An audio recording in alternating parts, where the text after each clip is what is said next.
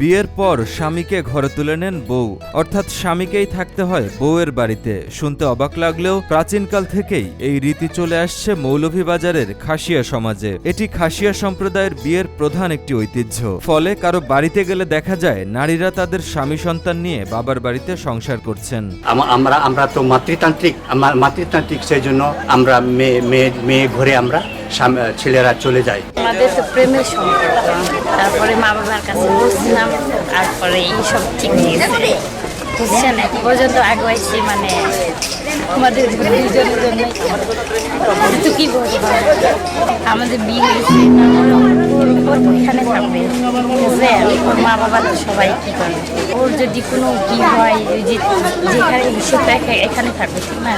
যদি কোনো প্রয়োজন হয় ওর বাড়িতে, তাহলে সে যেতে পারবে। খাসিয়া প্রবাদ মতে নারী থেকেই সভ্যতার সূচনা। তাই মাতৃতান্ত্রিক সমাজ ব্যবস্থার দরুন মেয়েরা অন্য গোত্রের পছন্দসই কোনো ছেলেকে বিয়ে করে ঘরজামাই করে রাখেন। যেহেতু খাসিয়া সমাজে পুরুষরা সম্পত্তির উত্তরাধিকার হন না, তাই বাধ্য হয়েই তারা বিয়ের পর স্ত্রীর বাড়িতেই সংসার করেন। তবে তাদের বিয়ের শুরুটা হয় ছেলে ও মেয়ের মধ্যে ভালোবাসার সম্পর্ক গড়ে ওঠার পর। পরিবারটা ভালো, আমরা রাজি হই। কেননা তাদের দুজন আগে সম্পর্ক থাকে, একটা ভালোবাসা থাকে, একটা প্রেম থাকে, এটা আমরা বেশি পছন্দ করি।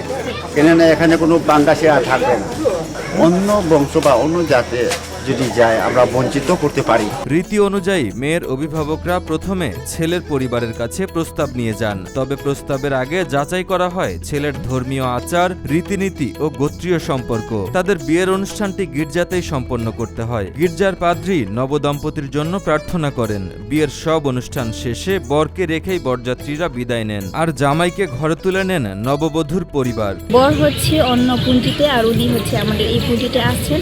তো সারা জীবন উনি এই বর মানে এই কন্যার বাড়িতেই থাকবে আর কি। আমাদের এই সংস্কৃতি হচ্ছে যে জামাই বর বাড়িতে এসে থাকবে, এটাই মানে আমাদের বিশ্ব সংস্কৃতি। খাসিয়া রীতি অনুযায়ী মেয়েরাই হচ্ছেন পরিবারের প্রধান সম্পত্তির মালিক। তাই ছেলেরা বিয়ের পর বউয়ের বাড়ি এসে ঘর সংসার করেন। খাসিয়া সমাজে সন্তানরাও বেড়ে ওঠে তাদের মায়ের পরিচয়ে, আর সম্পত্তির উত্তরাধিকারীও হয় কেবল মেয়েরাই।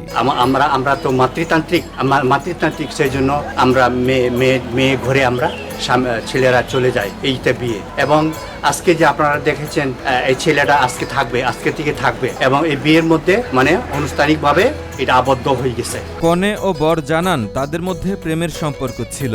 পরে মা বাবাকে বলে বিয়েতে রাজি করান। দুই পরিবার একমত হয়ে তাদের বিয়ের অনুষ্ঠানের আয়োজন করেন। বউয়ের বাড়িতে থাকলেও বাবা মায়ের প্রয়োজনে বর তার নিজের বাড়িতে যেতে পারেন বলে জানান। আমি এখানে ওর সাথে করছি, আমি তো একা আমার ঘরে, আপনি আমি আমার বাবা থেকে জানান ওর সমস্যা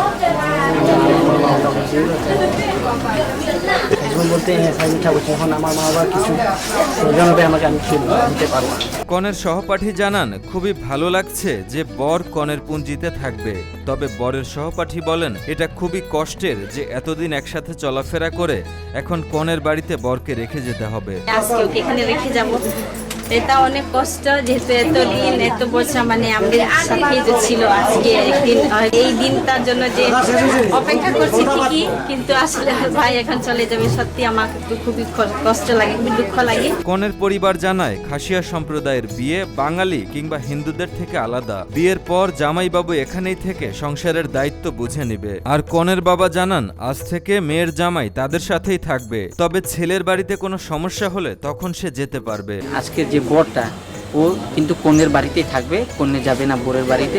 বিয়ের পরে আমাদের সম্ভবত আমাদের খাসিয়ারা জামাই ওখানেই থাকবে, ও আমার বোনের বাড়িতে ও কাজকর্ম করবে, ও সংসারের দায়ভার নেবে, ও চালাবে সংসার। আজকে আমার মেয়ের বিয়ে, করলাম খুশি করলাম, কারণ জামাই এখানে থাকবে, কোনো সমস্যা এলে তার বাড়িতে আমরা গির্জার পাদ্রী জানান বর ও কনের পক্ষে দুইজন সাক্ষী থাকতে হয়। এটি আদিকাল থেকে চলে আসছে। পাদ্রী বলেন ঈশ্বরের কাছ থেকে আশীর্বাদ প্রাপ্ত হয়ে তাদেরকে আশীর্বাদ করা হয়। তো এটা ঈশ্বর, আমরা যা বিশ্বাস করি, আমরা ঈশ্বরের কাছ থেকে এটা আশীর্বাদিত পেয়ে এই অনুষ্ঠানটা আমরা যেহেতু আমরা এই পবিত্র অনুষ্ঠানকে গির্জা আদিকাল থেকে চলে আসে, যেহেতু আমরা তো মাতৃতান্ত্রিক। মাগুরছড়া খাসিয়াপুঞ্জির মন্ত্রী বলেন, বিয়ের অনুষ্ঠান যেটি হয় সেখানে বরের মা বাবা এবং কনের বাবা মা দুজনকে একসঙ্গে গির্জায় বিয়ের স্থলে থাকতেই হয়। এটা প্রথাগত রীতি। আর নিয়ম অনুযায়ী স্ত্রীর সব দায়িত্ব পালন করার জন্য বিয়ে করে ছেলেকেই আসতে হয় মেয়ের বাড়িতে।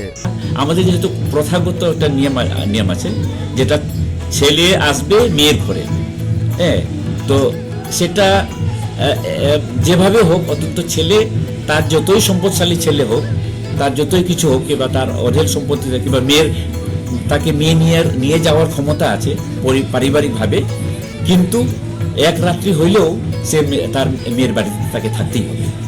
এবং ওই থাকাটাকেই আসলে আমরা প্রথাগত বা রীতিগতভাবে আমরা এটাকে মানি।